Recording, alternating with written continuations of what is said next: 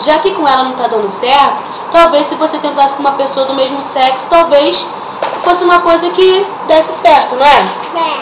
Então, a gente teve uma ideia. Que tal você procurar o Marcelo Adnet? Nossa, ele é uma pessoa super divertida, ele vai te fazer rir. E se você quiser lembrar dela de vez em quando, que não dá pra esquecer completamente, né? Você pode pedir pra ele imitar ela, que ele vai imitar direitinho, não é? É. Então, mas ó, o que importa é, você não pode ficar sofrendo por causa dela.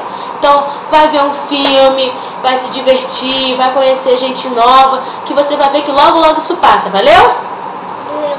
Um beijo, manda um beijo pra ele. Valeu, Tom.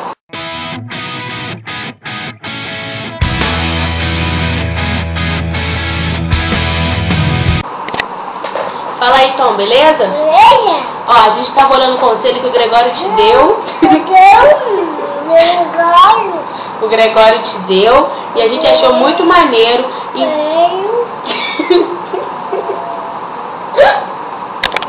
Vamos lá. É direitinho. Beleza? Fala aí, Tom, beleza? Beleza? A gente estava olhando o conselho que o Gregório te deu e realmente eu acho que é muito interessante isso. Se não tá dando certo com uma pessoa do outro sexo, talvez você tentasse... Gregório, né? Que é o melhor de todo mundo. Não.